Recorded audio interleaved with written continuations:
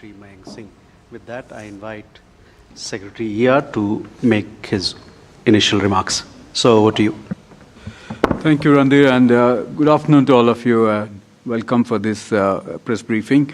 Honorable Prime Minister arrived today in the morning at the invitation of Honorable President of Namibia, Dr. Netumbo Nandi Ndaitwah. As you all know, that Honorable Prime Minister's last leg of his five-nation tour is ending here today in Namibia. On his arrival, he was warmly welcomed by the ministers, and there was also traditional dance. Thereafter, Honorable Prime Minister was welcomed by the Indian community at the hotel, and the formal program thereafter included guard of honor at the State House. There were a ceremonial welcome. He had one-on-one discussion with the President of Namibia, delegation-level talks, and he also paid homage to the founding father of Namibia, Dr. Sam Nujoma, and Honorable Prime Minister was awarded the highest national award of Namibia, the Order of the Most Ancient Welwitschia Mirabilis. And there was a banquet in honor of Honorable Prime Minister, and later today he will be addressing the Parliament.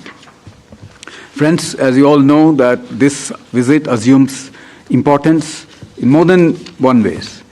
This is the visit taking place after 27 years by Prime Minister of India, and is also the time when the President of Namibia has just assumed her office in March this year after a landslide victory, which means that there will be continuity in our relationship and it will facilitate further deepening of relationship.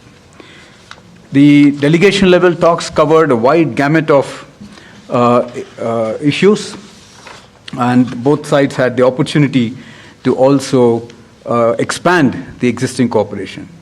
The bilateral relationship, as you know, underpinned by trade and economic interest, investments on both sides. The trade is about $600 million in favor of India, marginally, and investments from India are about $800 million. And the cooperation that was discussed was in the area of natural resources, because as you know that Namibia is endowed with rich natural resources like diamonds, lithium, copper, cobalt, graphite. All of these rich critical minerals are useful for our industry. The cooperation in the area of health was discussed, which also included the possibility of Jan Aushadhi being introduced in Namibia. Also supply of medicines and direct sourcing from India. The cooperation in the area of agriculture was another area that came up, item that came up in the discussions, and there again, as Namibia has huge land tracts, there's a possibility of India supporting with equipment, machinery, and able to grow food crops for the food security of Namibia. Defense cooperation, another area that came up for discussion, and most importantly, in the digital public infrastructure. Here again, Namibia is the first country in the world where NPCI, National Payment Corporation of India, and the Namibian Central Bank have entered into an agreement for licensing agreement to deployment of the UPI in Namibia for real-time payments. And this is a significant development. We believe that this will open up new avenues for cooperation in the digital space between our two countries. Capacity building is another area. It's an ongoing. ITech scholarship have been extensively used from Namibian experts, both defense and civilian. And here again, we have both sides discussed to expand this possibility of enhancing the cooperation in the capacity building. There were few announcements today in terms of the agreements. The memorandum of understandings were one relating to setting up of entrepreneurship center in Namibia, and the second is cooperation in the health. And there were three announcements made, one relating to the UPI, your Unified Payment Interface. Second one is Namibia joining the Coalition for Disaster Resilient Infrastructure, and Namibia also joining the Global Biofuel Alliance. These are very significant for bilateral cooperation, and we believe that the visit of Honorable Prime Minister will provide further impetus to our relationship. Both sides also touched upon the multilateral issues. There was condemnation of terrorism in all its manifestations, including the Pahalgam terrorist attack, where Namibia expressed solidarity for India. And there was also talk about reforming of the multilateral institutions, and there was a clear understanding by both the leaders that it's very important that multilateralism is strengthened for the South-South cooperation and both sides to be able to find solutions for the challenges that the countries in the global South are facing. So there was a deep understanding on how India and Namibia can partner in this area. I will pause here, and if there are any questions that you might have, I'll take. Thank you very much. Thank you, sir. With that, we open the floor for questions.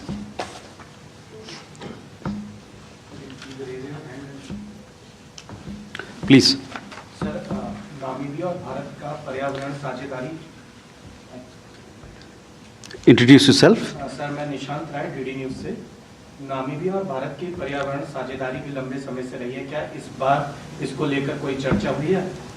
ठीक है. Environment. You have a question there, please? I'm Aparna Khund. I'm from All India Radio. My question is the entry of Namibia into CDRI and Global Biofuel Alliance. How does it help India at global level, especially when India is a leader in sustainability and the energy commitments? How does it help India? Okay. We have any questions from this side? Please.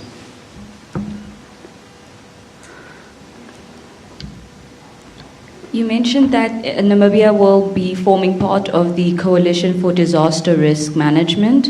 How will that benefit Namibia, and which elements of disaster risk management are being looked at particularly?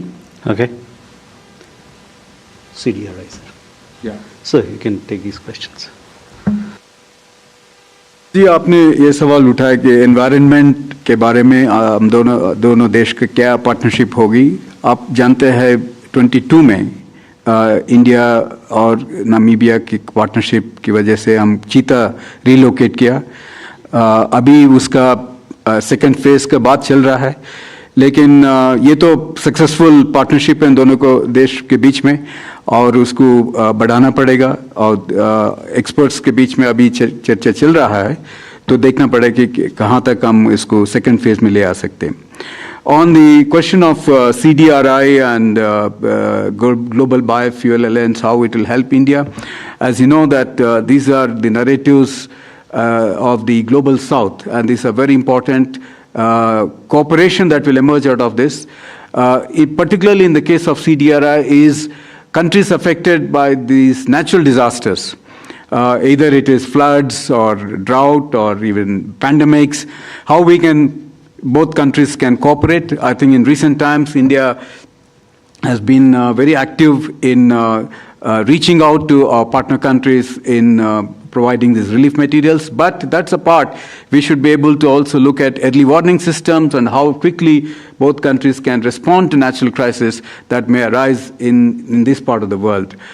Because you also know the climate change is affecting our nations very, very differently, and most countries in the global south are vulnerable because of the climate change. So we have to cooperate even stronger on this.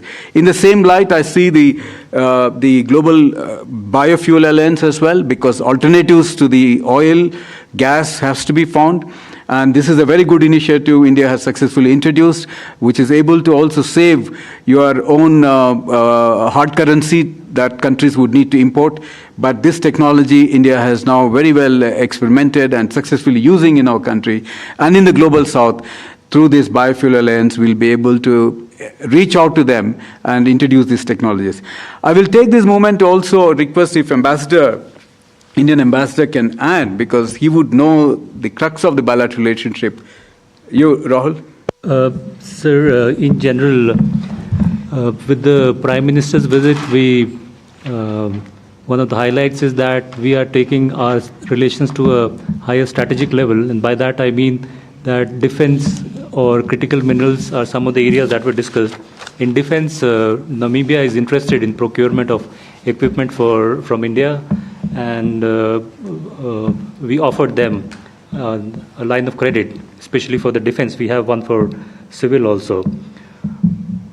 On the environment, because we had Project Cheetah we got cheetahs from Namibia, it's important that they also become members of IBCA, the International Big Cat Alliance, and today that was also discussed. Namibia has assured that soon they would want to become members of that.